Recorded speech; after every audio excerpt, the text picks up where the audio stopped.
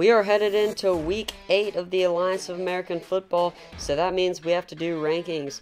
Thanks for stopping by the AAF Zone for your AAF news and updates. Now let's get it started with the top 8 teams in the Alliance of American Football in that order. Oh, Atlanta. I'm trying to be positive with your football team, but it is just horrible to watch. And I don't think you can blame the defense for this. You have to blame it on the offense. What happens is Atlanta just gets down by a lot of points. They get very pass happy and they turn the ball over and just make things worse. And they pass it more, they turn the ball over and make things worse. They need to start running the ball more with Tarian Folston, Brandon Radcliffe, whoever you choose, Denard Robinson. Just run the ball more.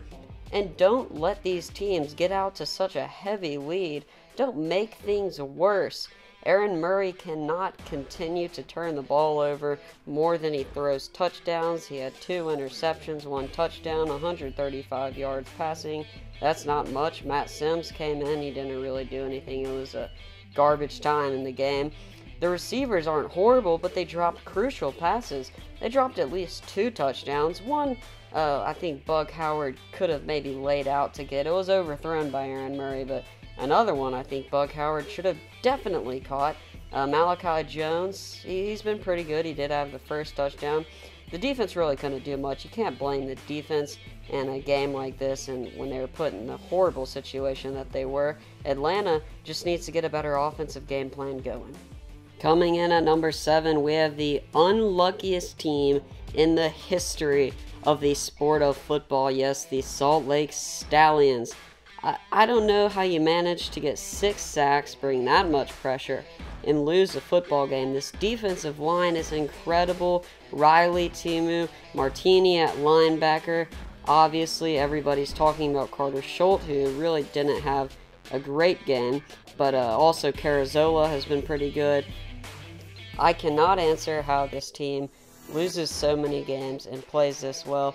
Actually, I think it might just be they aren't scoring enough touchdowns. Turnovers in the red zones have hurt them. Josh Woodrum played well, but he had that turnover in the red zone, which could have gotten them points. DeMornay Pearsonell, Nick Truesdell, proving to be good pass catchers. Truesdell, the tight end, Pearsonell, the wide receiver. We got to see the emergence of Terrell Newby. He had an incredible touchdown catch.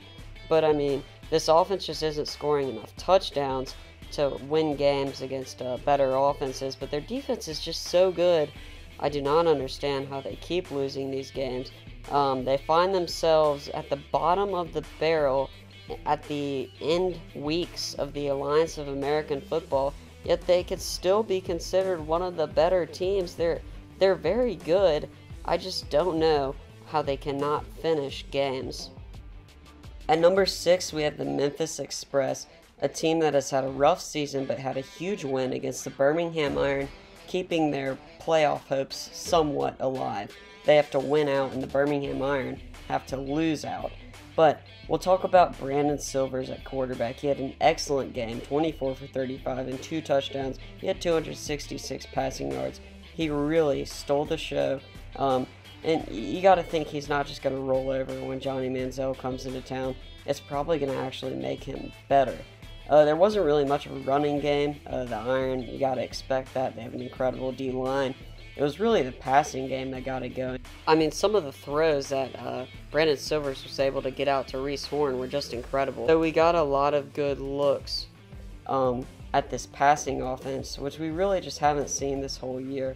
On defense, got to look out for guys like DeMarcus Gates. He had an incredible game. Crawford, the defensive end, had a sack. I think we previewed him and made sure you knew about him in the predictions. But yeah, basically this game went down to the wires, our first overtime game, and the Memphis Express won in dramatic fashion. After going on a 2-game win streak, the San Diego Fleet has lost 2 games in a row. They lost a close one to Birmingham, and then they lost to Arizona 32-15. This game was closer than the score tells you. It was pretty close going into the 4th quarter, but by the 4th quarter, Mike Bercovici turned it over twice in the 4th quarter alone, and it kind of stretched that score out. But yeah, Mike Bercovici completed just above 50% passing. He had a touchdown pass. The run game wasn't horrible, and Bishop Sankey actually took a bulk of the carries. He had 12 attempts for 54 yards. That's a 4.5 yard per carry average, so not terrible. We also saw Terrell Watson get a touchdown, but the receiving core was less spread out. It was basically only Nelson Spruce. He had 12 catches for 146 yards. We did see Ball catch a touchdown, the tight end Marcus Ball, but he only had one catch for 38 yards. It was that big play, and he actually dropped the ball in front of the end zone. I thought that should have been called back, but I'm not in the sky box, not reviewing the play, so I can't make that choice. Arizona had their way with the Fleet defense. Cam Kelly got a pick, and then DeMontre Moore got a sack. Those were really the only highlights. I mean, did hold Arizona to 3 of 9 on third down, but third down has been a problem for this Hot Shots offense all year long. I mean, they let up 391 yards, and I mean, it just wasn't a great game for this defense. At number 4, we have another team that's been dropping. It's the Birmingham Iron.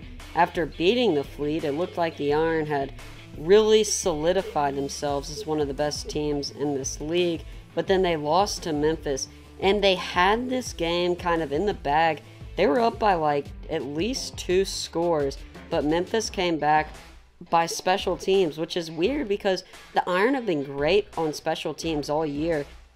But what ended up losing them the game was basically special teams. They had a blocked punt returned for a touchdown, and then a couple really good returns, giving Memphis incredible field position. Now, this game really doesn't mean much for the Iron because they're basically already solidified as the second best team in the East, but it still hurts the Iron. They just need to learn from their mistakes and get back into it. They have a rebound game. They have Atlanta coming up this week. The Arizona Hotshots come in at number 3, a team that's been moving in the right direction after losing 2 straight. Part of this is because Steven Johnson has come back on the defense. He's made an immediate impact. His first game coming back from his injury was against Orlando, and he has made crucial strides on this defense and help them out. One thing you're going to have to watch for, Rashad Ross is dealing with an injury. You could see him in pain against Orlando and in pain against the Fleet. He's a vital part to this offense. Without him, other receivers were able to step up like Gerald Christian, Thomas Duarte, and Richard Mullaney. What I've been calling the best backfield in the Alliance has not stopped. You got Presley, Cook, and Stockton all making huge strides in that backfield, helping out John Wolford, who was also running well. He had a big touchdown run, but he also had 2 touchdown passes. So yeah, the Arizona Hotshots still have room for improvement. They were 3 for 9 on third down, once again struggling on third down, but they were also very electric on offense. Other than that third down, they went for on a 4th down conversion, got it 1 for 1 on 4th down. This is a confident Hotshots team who is going to be looking to challenge the Commanders. Remember, Arizona beat the best team in the league, a team that most people thought no one could beat, in Orlando, so they are very confident on offense and very confident on defense that they can win the Alliance of American Football Championship. At number 2, let's talk about the Commanders. What an electric crowd they had there for the Stallions game. They definitely needed them. We'll start off talking about the offense. Trey Williams, he stepped up from Texas A&M. He's been incredible. He had 6 rushes for 19 yards, but his main highlight was that incredible touchdown he caught in the backfield and ran for about like 36 yards, got a huge touchdown. Logan Woodside, he was injured in the game. He had a pretty decent game, 13 for 19, and 1 touchdown, 1 pick. Marquise Williams came in, completed 2 passes, had 1 long touchdown, a couple good runs. He was exciting to watch. I've always loved watching him at North Carolina. He's a very good dual threat quarterback. He can throw pretty well. He had an incredible 2-point conversion to wide receiving wise. You know, we're always going to see Ayers, McKay, Moore, and Ward. Those are the best. This is the best receiving core all round. in the Alliance of American Football. Like I said, they're going to have to make big plays, and that's what they did. They made huge plays, huge catches, getting touchdowns, getting big plays. On defense, we saw Thomas get an interception, which was returned for 24 yards, and then we saw an interception by Devontae Bowsby returned for 2 points on a critical 2-point conversion that ended up winning the game. I just love how this game in particular came down to a 2-point conversion, and Devontae Bowsby stepped up. I love the 2-point conversions in the Alliance of American Football, and definitely think the other sports in the NCAA and the NFL should adopt this rule.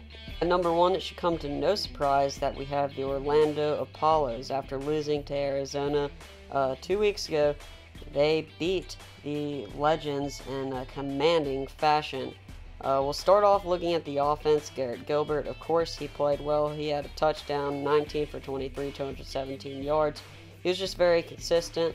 We got to see D'Ernest Johnson, Devion Smith, Akeem Hunt at running back. They all played pretty well. D'Ernest Johnson averaged 7.7 yards per carry. He only had 7 attempts, but he had some pretty good runs. Devion Smith had 3 touchdowns. Great game for him, rushing for 40 yards off 13 attempts. At wide receiver, Charles Johnson led the way at 4 catches and a touchdown. He played pretty well. Also, Jalen Marshall from Ohio State had another pretty good game. Orlando's secondary had another great performance. We got to see 2 interceptions, one by Olatoy and then another by Riggs, Cody Riggs. So 2 interceptions, one was returned for a touchdown. Pretty good performance by that defense. They were able to get decent pressure on Aaron Murray, but you know, we also got to see Reggie Northrup, who's been playing well, Will Hill, Terrence Garvin. So yeah, the defense is in a great place, and Orlando is in a great place as the number 1 team in the league. Their schedule should be pretty manageable moving on, only 3 games left. Let me know if you think they can finish with only 1 loss. Thank you guys for watching my channel. Make sure to like, subscribe, and comment down below. Also, press that notification button so you know when all videos are posted. Also, comment down below what type of videos you want to see upcoming this week. I think we're going to have an overtime video coming up. Thanks for watching.